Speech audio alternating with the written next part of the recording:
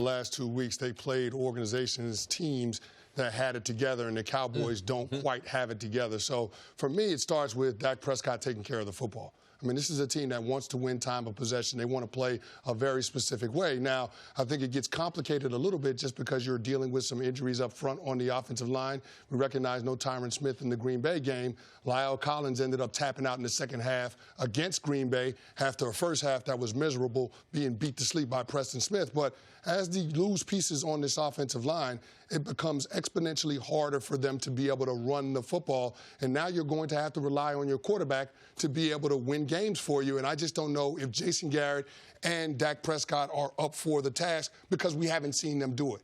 We haven't seen Dak Prescott be able to do that without Tyron Smith in the lineup, without Ezekiel Elliott in the lineup. A couple of years ago when they were missing Zeke for that 6-game suspension, they also had Tyron Smith out of the lineup, and it wasn't pretty for Dak Prescott. He had more turnovers than he did touchdowns. And so I question whether or not Dak is capable of doing it. I know we all thought that his game has evolved going into year 4 after he started the season with the first 3 games, the performances that he put together. But after seeing him against a step up in class defensively, I don't know if Dak Prescott is the guy that we saw early on. I'm still more optimistic about Dak's throwing. I could make legitimate excuses for 2 of the 3 interceptions. And football is a game of momentum. If Amari Cooper catches that pass, even if he just falls down, they're going to get some points. And once Green Bay got out on him, I don't believe Dak's decision-making was bad because they couldn't run the ball. With that offensive line, wholesale changes. You got a new left tackle. You got a new right tackle. Dak didn't play awful, but as a team, how do they become more creative? Because to me, in their running game, how they run the ball. Now, I know San Francisco has a different running attack, but they ran some plays last night that I hadn't seen in a long time. I've only seen it run under several. Like Harbaugh ran some stuff like it. Baltimore ran some things like it. So is Kellen Moore, who Jason Garrett, Jerry Jones appointed as the offensive coordinator, is he the man for this job? Because things are getting ready to tighten up because, to me, Dak is plenty good enough. All right? Amari Cooper in the wide receiving core, but with the offensive line changes, can I put 3 receivers on the field? Do I need to go to a more powerful lineup, 2 tight ends, put a fullback in? So I believe they got to make some changes, and I believe that offensive staff, John Kitna, first year as a quarterback coach, Kellen Moore, which is handpicked, and to me, he is the most important Cowboy and Cowboy staffer over the next month to see if he can be creative to give them some easy yardage, because right now they're not getting anything easy on the field. Nick. Let's talk about Tyron Smith for a minute. He's missed 10 games since Dak's been in the league. The Cowboys in games he plays are 30-16. In games he misses, they're 6-4. So they still have a winning record, but barely. When Tyron Smith plays, they score 25 points a game. When he doesn't play, they score fewer than 20 points per game. You cannot have your left tackle be that important, be the guy that moves the line, or in theory would move the Vegas line the way your quarterback would. A 6-point per game difference over a non-small sample size when your left tackle's in versus left tackle's out. So that's a problem. And that is the concern with Dak, is how good is he when some of the recipe is disturbed? When you don't have Amari Cooper, we saw it wasn't great. When Zeke wasn't there, those 6 games, wasn't great. When Zeke doesn't run when he is there, but doesn't run for 75 yards, they're 1-8. Well, now I know some of that is he doesn't run for 75 yards because they're down big, so some of that is a little noise rather than signal, but there is some correlation there. When Tyron Smith is out of the lineup, the offense falls off to where they're not even scoring 3 touchdowns a game. All of those things individually might not be an indictment on the quarterback.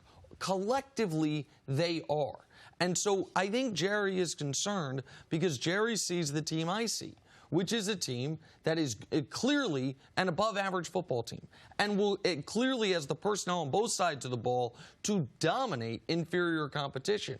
But inferior competition doesn't matter if your goal is to make it to at least a conference championship game for the first time in a quarter century. Because there is no inferior competition in the playoffs. There is no giant you're going to get to play in the playoffs.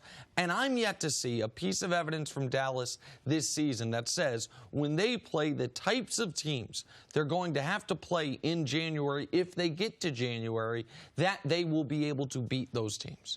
Look, in the last couple of games, we saw what? More turnovers, more unforced errors, more mistakes from this Dallas team. And then after last game, you heard Dak come out and say, perhaps we were a little too confident coming in. We were a little too full of ourselves. We thought too much of ourselves. How much of it is just on Kellen Moore calling different plays, better plays, more creative plays, and how much is on the mindset of this team right now? Well, here's the thing. I think Kellen Moore has to improve. I mean, the way that they got beat on Sunday at home, that was a thorough whipping by the Green Bay Packers. And so I think there's fault all the way around. You can look at Kellen Moore. You can look at Dak Prescott. You can look at their head coach, Jason Garrett. Another area that we need to look at, that defense for the Dallas Cowboys. Because as well as they played on Sunday night against the New Orleans Saints, they did not play well on Sunday against the Packers. I mean, Aaron Jones had a day going for nearly 200 yards from scrimmage. You can't allow something like that to happen. He had 4 rushing touchdowns. The Dallas Cowboys got whipped up front in terms of that Green Bay Packers offensive line being able to run the football. And the Packers were missing a couple of offensive linemen, too. Lane Taylor, their left guard, was out for their game. They ended up losing their center midway through that ball game, and yet they were still able to find a way to be effective, create some movement on the point of attack on that Dallas Cowboys defensive front. So that D-line, they need to be better. Those guys have to show up. Jalen Smith, LVE, Leighton Vander Esch, they need to play better as well. They didn't play well on Sunday. I think that's one of the areas where the Cowboys can improve on their execution and give their offense some time to find themselves while they're struggling with the injuries up front. Yeah, Kellen Moore, as far as he's concerned, there should be a lot of pressure on him because he was an unknown. We know where he came from, what type of experience did he get that he would leapfrog all these people, that he's the offensive coordinator for the Dallas Cowboys. So there is a lot of pressure there. But one thing we need to realize in the NFL, when you have a poor offensive line, it's hard to impossible to play well. Now, there's only 3 quarterbacks right now with bad offensive line play that are playing well.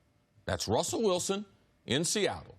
That's Deshaun Watson in Houston, and that's Tom Brady. And people might question, is Tom playing well? Tom's playing plenty well enough to be able to get them past victories, and he'll be fine in December and in January. Definitely Russell and Deshaun. But you look around the league.